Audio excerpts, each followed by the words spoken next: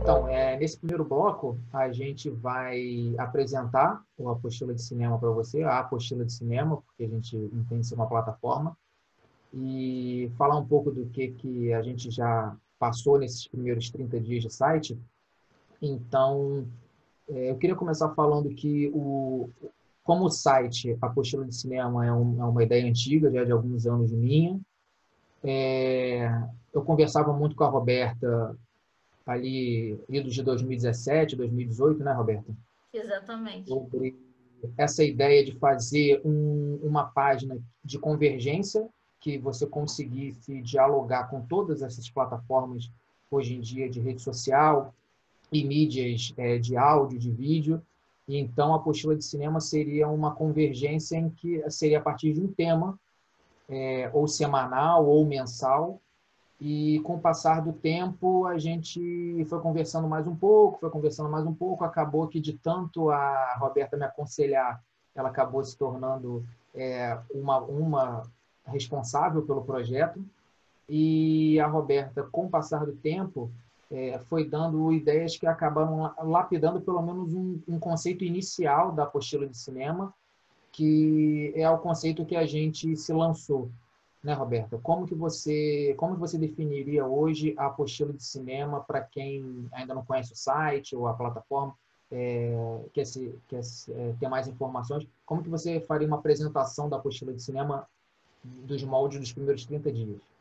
Eu acho que a ideia ela foi sendo lapidada, né, aprimorada a partir dos nossos próprios interesses. Nós chegamos a um momento em que a gente percebeu que os filmes que mais nos provocavam eram filmes que tinham alguma questão social ou política. No meu caso, eu acho que no seu também, né, Jorge? Enfim, somos aí das humanidades barra política, né? Eu sou cientista social, o Jorge é advogado, então a gente começou a perceber que essas eram questões que nos mobilizavam e que efetivamente, assim, apesar de eu ter no início começado com cinema e depois ter ido para ciências sociais, que efetivamente eram essas as questões que a gente queria trabalhar, tratar, né? Então, eu acho que a proposta é que seja uma plataforma ampla, né, em diversas mídias e que a gente tenha parceiros que nos ajudem a dialogar mesmo, né? Nossa ideia é estar aberta para que essas parcerias ocorram naturalmente, obviamente que com convergência de interesses e tudo, mas eu diria que é uma plataforma que visa pensar o cinema a partir da sociedade brasileira, né? Das nossas complexidades, dos nossos problemas, das nossas particularidades. Eu acho que a gente está bem caminhando para esse sentido.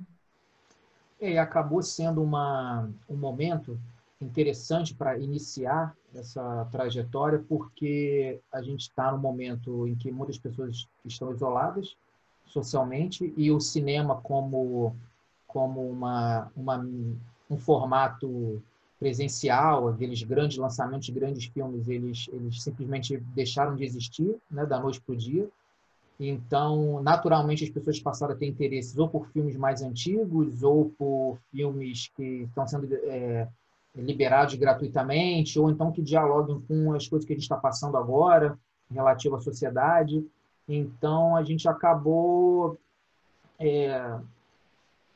se animando em tocar à frente o projeto, e acabou sendo uma parte da nossa vivência de isolamento social, o próprio desenvolvimento do projeto, né? Então, o Apostila Revisa, ele vem para a gente, a princípio, toda semana. A gente vai ver a periodicidade, tratar sobre os assuntos que a gente trabalhou no site na última semana, nas nossas plataformas.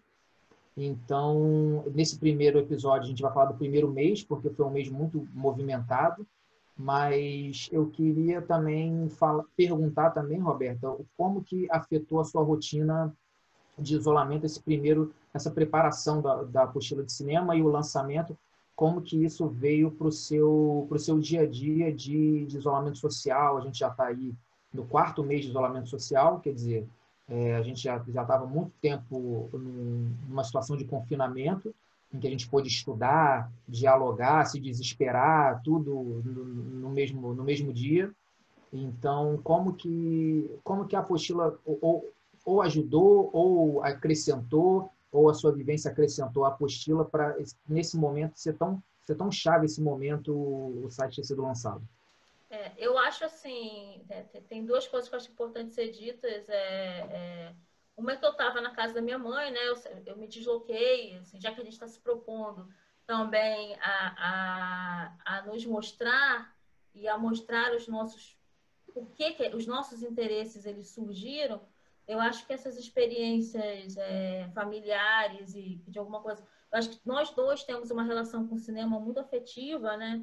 Então, acho que a gente vai sempre acabar passando por aí, mas eu tive que me mudar para casa da minha mãe para cuidar dela, e estou no recomeço de um doutorado, que parece até que é encantado, porque toda vez que eu entro nesse doutorado, alguma coisa acontece, assim, e são coisas, eu falei assim, agora só falta a guerra mundial, a gente está quase chegando nesse nível, né?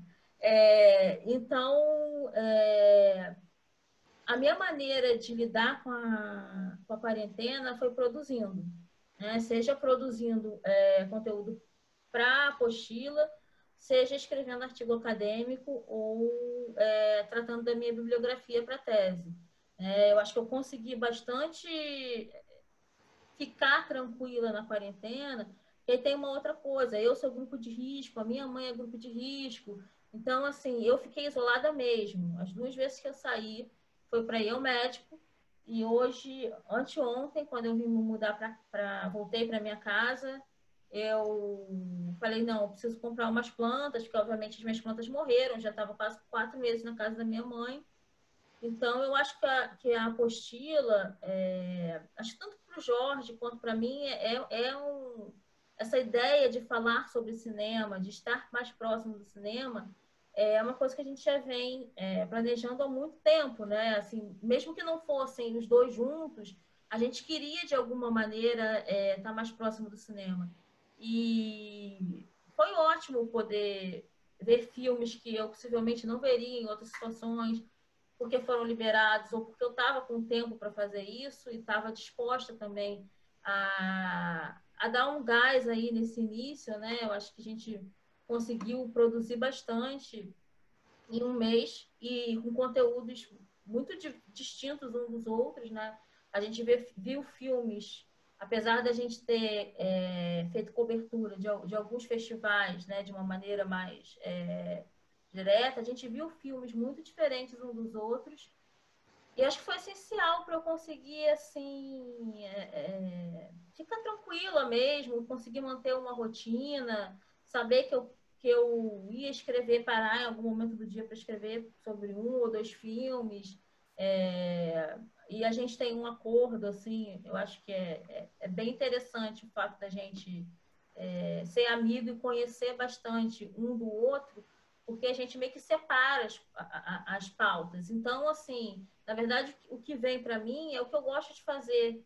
Então, me dá prazer escrever sobre o filme. A maioria dos filmes que vocês vão ver foram filmes que eu gostei de fazer mesmo. E quando, ou é o contrário também, né? Assim, se eu não gostar, de alguma maneira o filme ele tem que mobilizar alguma coisa em mim. Ou eu não gosto muito, odeio o filme, entre aspas, né? E aí ele vai, por que eu não gostei desse filme? E aí problematizar o não gostar. Eu acho que a gente sempre conversou sobre isso, né? Era uma vontade que a gente não tinha. Você tinha o projeto da apostila, mas a gente não tinha efetivamente conversado como seria feito isso. Mas era uma coisa que a gente já vinha ensaiando, né? Porque a gente sempre senta para conversar sobre cinema, para ver a percepção um do outro sobre determinado filme. Era uma coisa que eu acho que naturalmente ela foi se desenhando. E que eu acho que nesse momento da quarentena foi essencial por isso que você falou justamente. Primeiro que a gente tinha facilidade de ter acesso aos filmes. Segundo, porque tinha o tempo, né? E eu acho que também é um outro tempo, é um tempo que acho que a gente parou também para pensar que estava na hora de botar em prática algumas ideias, né? Pelo menos assim foi como eu senti. Eu não sei como é que foi para você, como é que você Assim, a gente colocou o bloco na rua, né? Mas primeiro é importante voltar numa coisa que você falou, que assim, a gente não exclui nenhum filme, nenhum tipo de filme, mas a ideia é a gente fazer ou ter uma autocuradoria, porque eu acho que a nossa escrita é uma extensão do que nós somos, então não adianta a gente tentar criar um diálogo com quem nos lê sobre uma obra que não nos diga nada, então, pelo menos que não nos diga previamente, pode até ser que não nos diga depois de assistir, mas o que levou a gente a escrever, tanto que teve uma época que eu já tive vários sites sobre cinema, escrevi crítica, e tinha um que no primeiro parágrafo, né, eu sempre escolhi uma frase para explicar por que eu decidi assistir aquele filme, uhum. o que me motivou a assistir aquele filme. E depois até trabalhava com isso.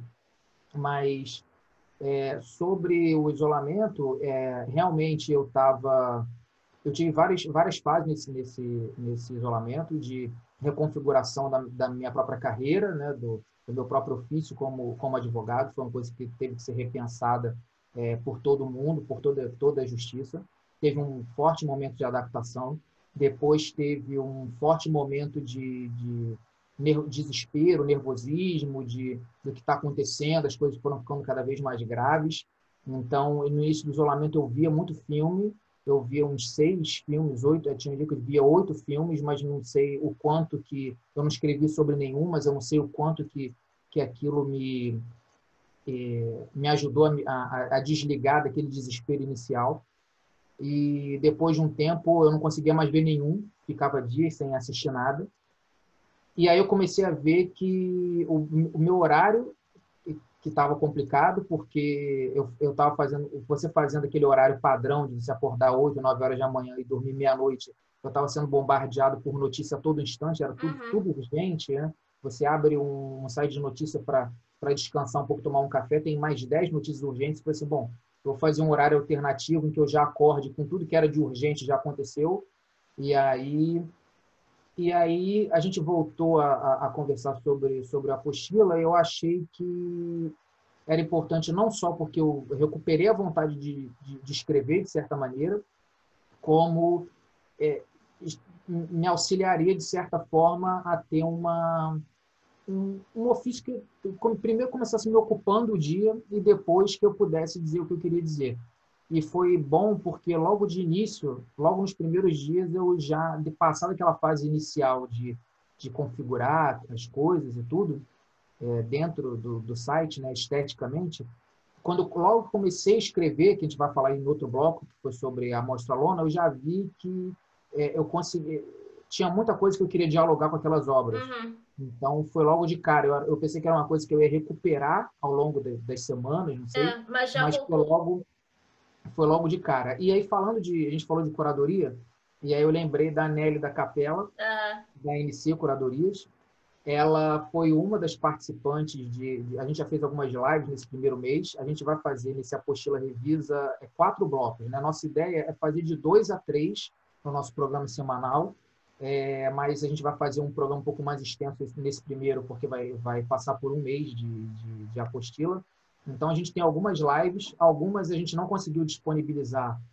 Quem não viu ao vivo não vai conseguir ver, né? Que foi uma muito interessante no Dia dos Namorados, sobre obras que dialogam com amor de todas as maneiras. Outras sobre cinema brasileiro com o Marcelo Miller, que a gente fez em 2 partes, uma eu conversando com ele, outra nós conversando, mas tem as listas dos filmes. isso que eu ia A falar, gente vocês vai, têm as listas, vocês têm a gente também tem um canal no YouTube, então a gente costuma fazer trilha sonora que tem a ver com aquele tema. Então, assim, tem alguma maneira de vocês. Porque a ideia é justamente fazer do cinema um catalisador para pensar outras artes e outras questões. Então, assim, a gente vai trabalhando com os canais dessa maneira. Agora, teve uma coisa que você falou, Jorge, que eu achei bastante interessante, que é essa ideia de colocar no papel num momento em que a gente estava meio que sem saber muito o que fazer. E para mim também foi muito assim. Eu acho que, por quê? Principalmente, a gente sabe, eu acho que a gente tem escritas muito diferentes um do outro. A gente caminha por lugares bem diferentes, mas de alguma maneira a gente se complementa, a gente se encontra em algum lugar, né? Não sei se na temática, ou enfim, talvez seja isso. Mas eu acho que quem olhar o site vai perceber que tem uma maneira de escrever diferente, tem uma linguagem diferente, tem motivos diferentes. Eu acho que isso vem da nossa formação, né? A ideia era falar um pouco sobre a nossa formação nesse primeiro bloco. A gente, até para depois pode até emendar e se apresentar, porque a gente, assim, sobre o site, acho que a gente já contemplou bem. Então, a gente entra em todas as plataformas, a gente já tem Instagram, Twitter, YouTube, Facebook, tudo com conteúdo específico produzido para cada um. Né? É claro que nós somos duas pessoas, então a gente ainda está criando uma rotina de que tem atualizações diárias em todos eles, mas todos eles já estão sendo alimentados. Então, é só procurar a gente lá, se você está ouvindo ou assistindo por algum canal e você ainda não segue a gente no outro. Então, e aí eu queria, então, Roberta, que você, quando complementasse a resposta, se apresentasse um pouco, que eu também vou falar um pouco de mim, e a gente encerrar esse primeiro bloco. Tá certo. A minha apresentação ela é sempre muito, acho que eu diria, particular, porque eu nunca sei efetivamente o que eu sou, eu nunca sei onde eu comecei, mas eu diria que eu comecei com cinema, né? Por incrível que pareça, foi a primeira coisa que me despertou interesse. Eu tinha certeza absoluta que aos 7 anos eu seria cineasta, eu iria crescer e faria faculdade de cinema. As coisas não saíram bem assim, mas eu fui me aproximando da fotografia. Então, efetivamente, a primeira arte com a qual eu tenho contato mais direto é a fotografia. Logo no primeiro ano da Escola Darcy Ribeiro, eu faço alguns cursos de fotografia lá e não queria fazer faculdade, então eu fui fazer um curso de... Não era informática, chamava Webmaster na época, né? Estou falando de início dos anos 2000, 99, 2000, eu fui fazer o tal do tecnólogo em Webmaster no Senac e percebi que eu já estava muito para trás, porque naquela época já tinha uma garotada assim de 14 anos que estava milhões de anos luz à frente e percebi outra coisa também, né? Porque era aquela coisa de tia, você gosta de computador, vai fazer informática. Quando na verdade não é muito isso, né? Eu estava ali usando o computador na maior parte do meu tempo para ler sobre cinema ou para ver cinema ou para acessar obras de arte, para fazer outras coisas, né? Então, eu comecei a faculdade de cinema, larguei, né? Me decepcionei por milhões de motivos, mas talvez porque eu fosse muito nova e tivesse uma visão muito... Eu tinha uma visão muito romântica do que era produzir, do que era fazer o cinema, e não tinha uma visão prática, né? De que para você fazer uma obra, você precisa de uma produção, de uma verba, de uma equipe bem dividida, mas que ao mesmo tempo dialogue entre si. Então, isso foi me cansando e fui para ciências sociais. E nas ciências sociais eu descobri que eu nem sabia, mas quando eu comecei o curso, eu não sabia exatamente o que era ciências sociais, né? Assim, sabia o que era sociologia, mas tinha uma noção muito vaga do que eu efetivamente iria estudar, porque eu tinha 3 opções, era letras, ciências sociais ou filosofia, né? E aí eu fui para ciências sociais e dentro das ciências sociais eu encontrei a antropologia da imagem, a antropologia da arte, que são áreas com as quais eu hoje posso dizer que eu trabalho já há algum tempo, né? Eu me formei em 2008, isso, me graduei em 2007, final de 2007. Em 2008 eu fui para São Paulo, depois eu voltei para o Rio, fiz uma pós-graduação em arte e filosofia e voltei para São Paulo para estudar filosofia. Fazer mestrado em filosofia, porque eu achei que tinha algumas questões. Para quem não sabe, é muito interessante isso, porque agora eu vou falar uma coisa, vocês vão falar, mas por que tem uma coisa a ver com a outra? A minha graduação, o meu mestrado, eles são em cinema russo, no cinema do Andrei Tarkovsky. Então, quer dizer, mesmo eu fazendo uma faculdade de ciências sociais, eu consegui de alguma maneira inserir o cinema ali, né, e foi bem aceito. E eu achei que o meu mestrado precisaria ser em filosofia, porque eu queria trabalhar alguns conceitos filosóficos a partir da obra do Tarkovsky, né? Principalmente a questão de tempo, da decupagem do filme, do corte do filme, enfim, do som. Então, assim, eu queria trabalhar essas questões. Eu achei que eu não conseguiria trabalhar nas ciências sociais. E depois terminei o mestrado em 2012 e fiquei ensaiando, assim, fazer um doutorado até efetivamente encontrar um tema. E hoje eu estudo as cidades latino-americanas, mas talvez principalmente as artes e o cinema latino-americano, né? Acho que são coisas que na minha pesquisa se complementam de alguma maneira. Eu trabalho com territórios, mas trabalho com arte também. Comecei um doutorado na Argentina em antropologia social. Agora eu estou com uma orientação, né? Então eu estou sou doutoranda do PPCIS, sou professora de antropologia urbana e antropologia da arte na especialização da Cândido Mendes em fotografia e imagem. Mas eu sentia que faltava alguma coisa mais voltada para o cinema mesmo, sabe? Porque eu fui me afastando do cinema, eu até conversava muito isso com o Jorge, que em algum momento eu sentia um certo desânimo com as obras que chegavam, né? Não é que eu não sou nostálgica, não é isso. Mas justamente ao contrário, eu via muita obra que não me dizia tanta coisa para um momento que eu achava urgente. Então, acho que a partir do momento que a gente começa a discutir sobre o cinema experimental, barra documentário, alguma coisa que se encontre aí nessa profusão de qualquer coisa nova, de novos diretores, novas caras, né, entrando para o mercado, eu acho que a gente passa a se interessar mais pelo tema e a ideia volta naturalmente, né? Assim, pelo menos para mim foi assim. Quando eu comecei a ver um monte de filme possível de ser realizado com uma verba pequena, por pessoas que estavam em outros lugares da cidade, que inicialmente não teriam acesso a grandes recursos. E aí, também, falando do cinema latino-americano, né? Porque aí eu amplio para o cinema latino-americano. Ver um cinema latino-americano discutindo território, discutindo cultura, identidade, isso fez com que eu me voltasse de novo para o cinema, né? E, de alguma maneira, quisesse estar mais próximo.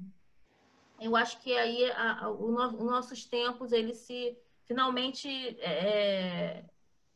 se cruzaram, né, Jorge? Acho que a gente finalmente chegou um momento que os dois estavam direcionados a isso. Eu passei pela mesma decepção com o cinema, cansaço talvez um pouco, né? Não, talvez nem tanto por culpa do cinema, mas talvez por culpa da gente estar recebendo os filmes errados, talvez, né? Quando a gente passou a buscar filmes que realmente nos interessavam, a gente encontrou, eles sempre existiram, né? Hoje a gente vê filmes aí de 2000, dessa fase 2005 a 2013, 2014, em que o cinema perdeu um pouco de espaço. na minha vida ou na sua, e a gente vê que eles estavam sendo feitos, mas a minha formação como em direito, ela foi, a princípio não era minha opção, eu queria ser jornalista desde criança. Então, quando eu era adolescente, eu fui fazer direito porque o mercado da época e tudo mais, né, influências e tal, me levaram a fazer. Não me arrependo porque eu gostei não só do curso, como eu gosto do direito como ciência, mas eu queria ser jornalista para falar sobre cinema, e sobre esporte, que são duas coisas que eu gosto muito. Então, eu sempre consumi muito mídia principalmente de cinema. Então, sempre gostei da crítica, não só da crítica, mas da cobertura midiática de cinema, cultura e mercado, sempre foram coisas que me interessaram. Mas eu fiz direito e durante a faculdade, né, como passou a ter fenômeno dos blogs e tudo, eu sempre passei a ter blog, a escrever sobre os filmes e tal, criar minhas conexões. Às vezes parava porque aumentava a carga de trabalho onde eu trabalhava, e aí eu não conseguia atualizar, desistia, ficava um ano parado, essas coisas. E o direito, assim, como ciência, eu continuo gostando muito, mas na prática ele me decepcionou no sentido de que a justiça é um conceito tão subjetivo que se ficar muito distante do que você pensa, tá ok. Então, eu acho que o direito é uma ciência, esse é um caso para um outro debate de horas. Eu acredito que o direito é uma ciência praticamente inaplicável da maneira que seria o ideal para a sociedade, principalmente na nossa. Então, e eu vejo nas artes, principalmente no cinema, uma maneira de possibilitar que essas discussões, principalmente sobre direitos humanos e os direitos fundamentais e laborais, que são os mais urgentes, né, os que mais afetam a sociedade, o cinema ele consegue trazer esses assuntos com várias linguagens diferentes, seja num documentário, seja numa história ficcional. Então, eu passei a olhar com esse olhar, talvez um pouco de jurista, sobre algumas obras, mas sem perder essa coisa do jornalismo, da crítica de cinema, de gostar de cultura e mercado. Então, a minha escrita ela sempre pesou essas duas questões. Assim. Eu gosto muito de história do cinema, então um filme sempre vai dialogar com outras referências de outros filmes que eu vi, mas da mesma maneira eu tento aplicar um pouco na visão de mundo que eu tenho aquela obra. Então as representações, o que aquele filme e o que aquele filme pode significar na sociedade que eu conheço, que é a brasileira. Assim, eu nunca estudei outras sociedades, nunca estudei nunca morei em outros lugares a não ser o Rio de Janeiro.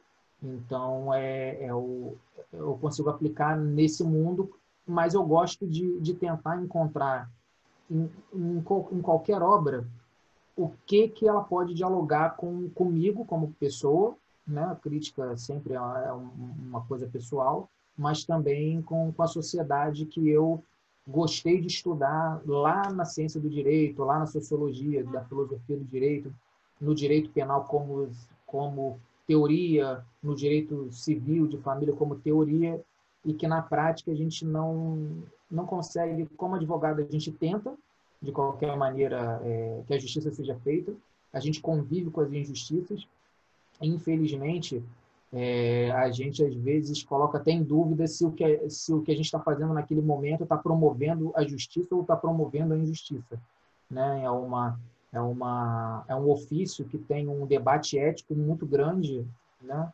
A todo instante. Então, a minha análise de cinema, os meus textos, ele sempre vai acabar passando por um debate ético, ou da obra, ou da pessoa que está emitindo a mensagem ali, ou das representações que estão sendo feitas. Então, com esse casamento de comunicação, jornalismo, com essa ética que o direito deveria trazer para quem o executa, que nasceu essa figura que escreve na apostila de cinema agora. Eu acho interessante ouvir você falar sobre como você escreve, porque eu fico pensando, né, assim, em como é diferente, porque e aí a gente teve a live com o Marcelo Miller, ele pode falar, eu comecei a fazer o curso dele, não consegui terminar.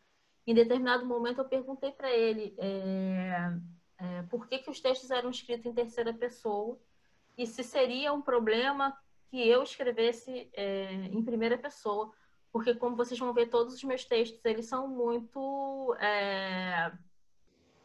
eu me coloco muito nos textos, né? Eu coloco tanto a minha experiência quanto digo que sou eu mesmo que estou falando o que eu estou falando, né? Porque às vezes eu conto causos, né, que aconteceram e que me conectam ao filme ou não.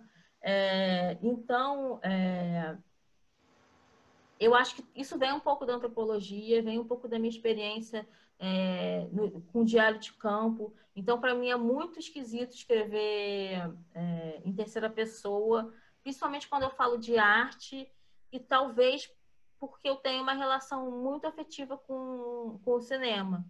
Agora, você também tem uma relação muito afetiva com o cinema e você direciona para um outro lado, por exemplo. O que eu faço geralmente, quando eu vejo um filme, que eu gosto do filme, eu tento linkar com coisas, com músicas ou situações, ou etc. E você tenta linkar com a história do cinema, né? Com outros filmes que dialoguem, ou filmes contemporâneos que dialoguem com aquele filme, ou filmes antigos que dialoguem com aquele filme, ou, sei lá, fazer um paralelo entre um ator que atuou nesse e no outro filme, ou do diretor, né? A gente vai conversar mais para frente do que a gente escreveu para a produção. Então, eu acho isso muito interessante, porque a gente acaba tendo um conteúdo diferente, né? Entre o que um escreve e o que o outro escreve, e a visão da obra. Eu acho que, assim, se a gente escrevesse, por acaso, um artigo ou um ensaio sobre a mesma obra, isso possivelmente ia sair muito diferente um do outro, tanto em forma quanto em conteúdo. Eu até estava pensando outro dia que tem filme, né, que acontece de um escreve, mas o outro também assiste, e a gente mais à frente, né, a gente realmente fazer duas análises da mesma obra, assim, que vale a pena que a gente crie um diálogo, porque realmente é muito diferente, não só a maneira de escrever, o formato, como os caminhos que se cruzam. Então, e a gente faz uma escrita também muito sem julgamento de obra, sem veredito, Sim. né? É importante também. Então, quer dizer, a gente vai seguir caminhos, a gente sempre vai seguir caminhos diferentes, né? Então, vai ser sempre vai ter Eu sempre uma acho, pluralidade de vozes nos textos. eu acho interessante isso, porque, assim, uma das coisas que a gente, desde o início,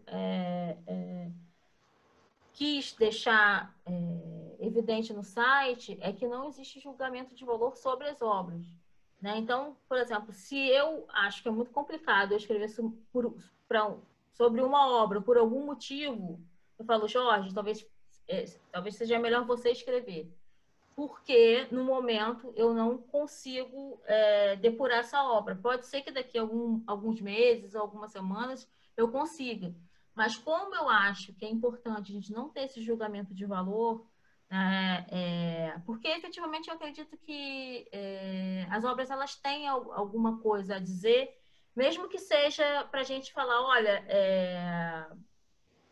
essa obra me suscitou pensar sobre X assunto, né? Então, quando eu não consigo fazer isso, a gente troca uma bola, né? Eu acho que o fato da gente se conhecer há algum tempo e mais ou menos saber o que um gosta, o que o outro gosta, facilita essa divisão mesmo de tarefas e de interesses. Agora, eu acho que seria super interessante realmente a gente pegar filmes que os dois gostaram, que os dois não gostaram, e expor isso em texto, né? Assim, o que um gostou e o outro não gostou, enfim. Uma resposta, um texto-resposta, né? A gente fazer umas provocações, né? Uhum. De um para o outro. Então, quer dizer, ideias não faltam, discursos não faltam. Nesse primeiro bloco, né, a gente se estendeu para falar sobre o site, sobre a gente. Então, a gente tem mais 3 blocos nessa nossa primeira gravação. A gente separou uma parte do conteúdo que a gente já trabalhou para a gente falar um pouco. Então, são 2 festivais que a gente cobriu e uma parceria que já estava para acontecer já há um tempo e a gente fica feliz que ela agora existe, que é o nosso assunto do próximo bloco, que é uma parceria com a Bombozilla. Então, a gente vai gerar aí o nosso bloco e a gente volta já para falar sobre a parceria com a Bombozilla. Até mais.